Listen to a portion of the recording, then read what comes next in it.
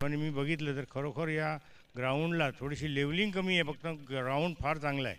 धावताना झेल घेताना तो जो असतो तो त्याला वर बघायचा का खाली बघायचा हा एक प्रश्न पडतो.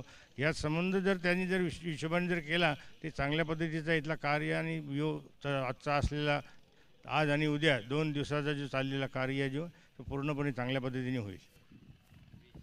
खूप खूप धन्यवाद शांतारामजी भोईर साहेब. तर मी वळतोय संघाच्या संघनायकाकडे, पण तत्पूर्वी नेहमीच या स्पर्धेची जेव्हा सुरुवात होते एक खेळाडूंना एक चांगल्या रीतीने आव्हान केलं जातं. मी प्रमोद दादा माळी यांना विनंती करतोय आपण आपला मनोगत थोडक्यात व्यक्त करावं. सर्वांना प्रथम मकर संक्रांतीच्या हार्दिक शुभेच्छा.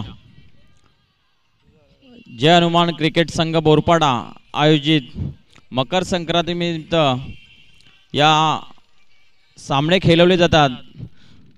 यावर्षीचं 38 वर्ष या पूर्ण होत आहेत यावर्षी. तरी सर्व खेळाडू नक्कीच हा ट्रॉफी जिंकण्यासाठी चांगली अशी मेहनत घेतली असेल, कारण की मानाची अशी ही ट्रॉफी आहे. दरवर्षी मकर संक्रांतीनिमित्त चांगल्या पद्धतीने सामने खेळवले जातात आणि मानाची ट्रॉफी अशी एक संघ कोणता तरी जिंकतो. परंतु या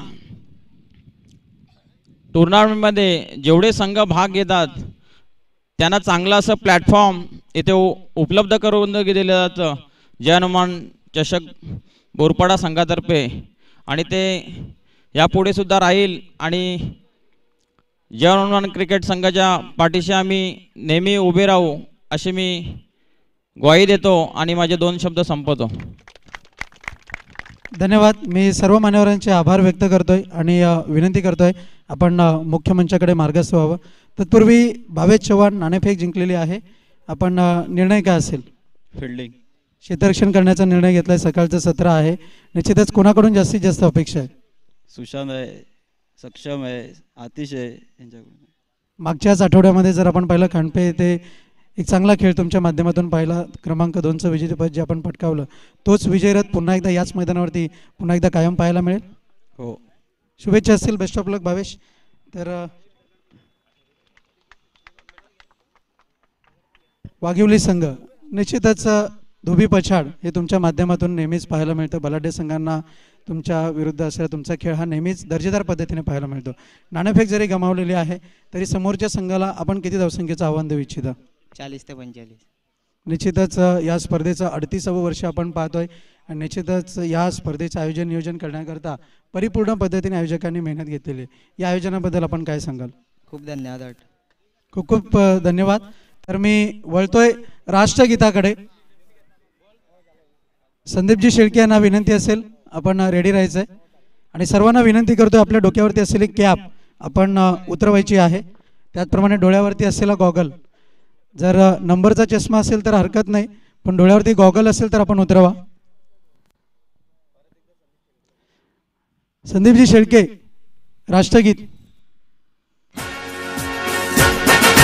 जनगण मन अधि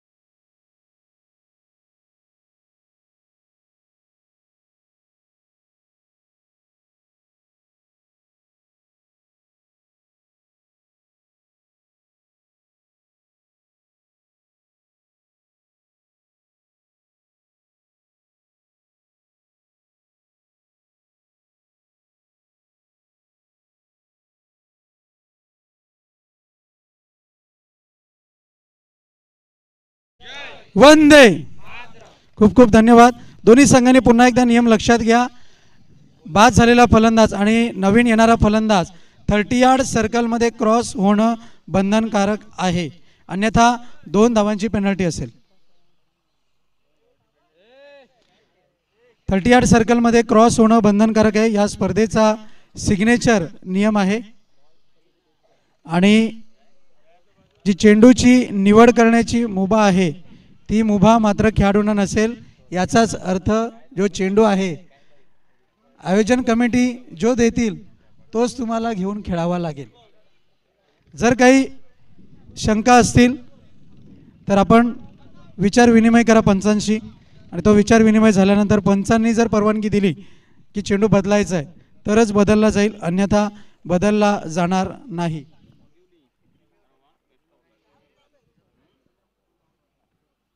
आणि महत्त्वाची गोष्ट म्हणजे रिव्ह्यू उपलब्ध नाही. ऑनफिल्ड पंच जर निर्णय देत आहेत तर तो अंतिम असेल. एखादी क्रुशियल मोमेंट असेल किंवा पंचांसाठी एखादी डाऊटफुल गोष्ट असेल तर तेव्हा मात्र पंचच रिव्ह्यू घेतील, अन्यथा रिव्ह्यू उपलब्ध नाही किंवा पंचांना तुम्ही सांगूही शकत नाही की तुम्ही रिव्ह्यू घ्या म्हणून. सूचना लक्षात घ्या, महत्त्वाच्या गोष्टी आहेत आणि या सूचनेचं पालन होणं खेळाडूंकरता खूप बंधनकारक आहे. तर वळूयात आपण सामन्याकडे.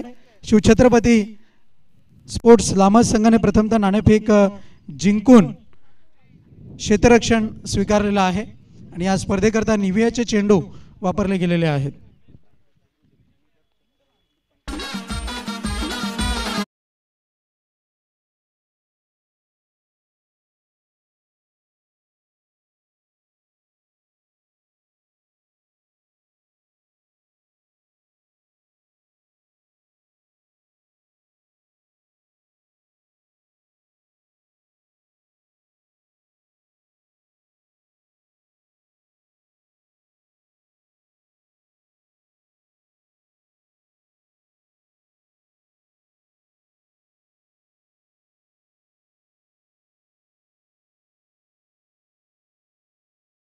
आवरण आपण करणार आहोत, तर तत्पूर्वी खेळपट्टीवरती मान्यवर पाहुण्यांना खेळण्याची इच्छा आहे.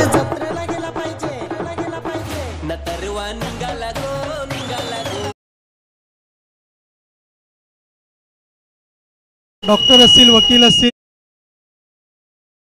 राजकारणी असतील, कोणते व्यक्तिमत्व असो ते मात्र क्रिकेटपासून दूर राहिलेले नाही आहेत. आणि त्या कारणास्तव जर आपण पाहिलं तर खेळपट्टीवरती खेळण्याचा मोहसुद्धा सन्माननीय शांतारामजी भोईर साहेब, आदरणीय सन्माननीय शिक्षण सम्राट, त्याचप्रमाणे जर आपण पाहिलं कृषी उत्पन्न बाजार समितीचे संचालक, त्यांच्या हस्ते निश्चितच आपण खेळपट्टीचं उद्घाटन जरूर पाहिलं. पण खेळपट्टीवरती मात्र खेळण्याचा जो मोह आहे तो मात्र हा आवरला जात नाही आहे आणि त्यांना खेळायचं आहे. आणि क्रिकेटवरती मात्र त्यांचं नितांत आणि निस्सीम प्रेम आहे, हेच यामधून आपल्याला पाहायला मिळतंय.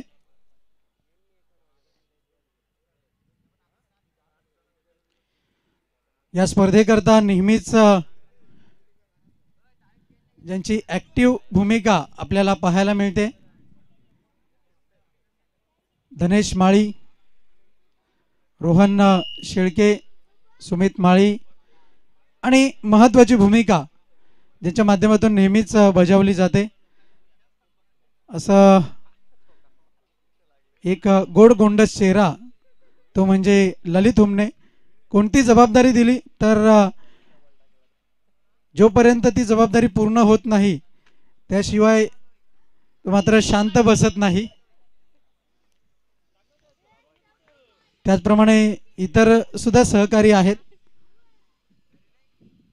आणि अगदीच ही स्पर्धा जर आपण पाहिली तर या स्पर्धेचं मात्र विशेष वैशिष्ट्य राहिलेलं आहे. सन्माननीय रघुनाथजी भोईर साहेब यांच्या हस्ते अखेर तो पहिला चेंडू खेळला गेलेला आहे. आणि नेहमीच या स्पर्धेचं विशेष आकर्षण राहिलंय ते म्हणजे आकर्षक ट्रॉफीज. याचं अनावरण सुद्धा थोड्याच वेळामध्ये आपल्याला पाहायला मिळेल.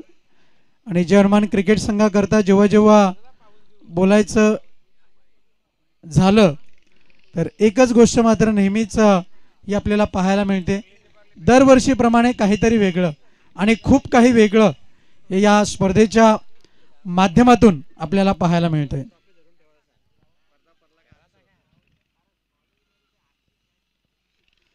थोड्याच वेळात या स्पर्धेचं आकर्षक ट्रॉफीज आहेत त्याचं सुद्धा अनावरण होईल. मान्यवरांची मांदियाळी उद्घाटन समारंभ प्रसंगापासूनच आपल्याला मैदानाच्या आतमध्ये पाहायला मिळते. शिवछत्रपती स्पोर्ट्स लामस संघ आपण त्वरित मैदानाकडे रवाना व्हायचंय, मार्गस्थ व्हायचंय. सामना 4 षटकांचा आहे आणि क्षेत्ररक्षण सुद्धा आपण लावून घ्यायचं आहे. वेळ दौडू नका कृपया. भावेश चव्हाण आयोजकांची सूचना आहे, त्वरित आपण मैदानाच्या आतमध्ये मार्गस्थ व्हा प्लीज. आयोजक जे आम्हाला सूचना करतात ती सूचना आम्ही आपल्यापर्यंत पोहोचवतोय.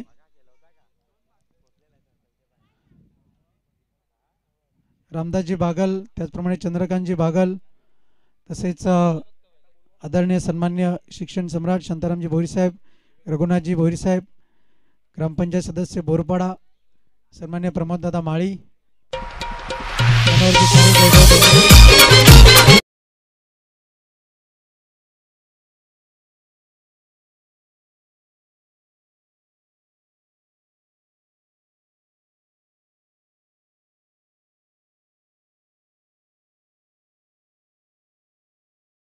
ऑफिसच्या उद्घाटनाकडे.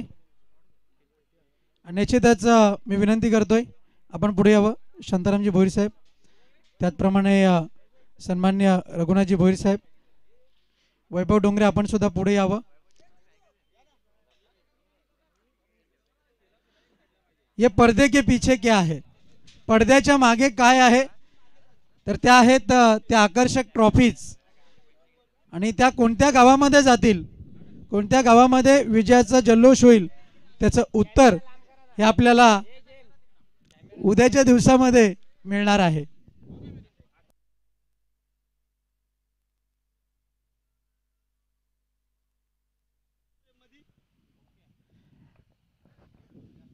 एक, दोन, तीन, एक टाळ्यांचा आवाज. आकर्षक ट्रॉफीज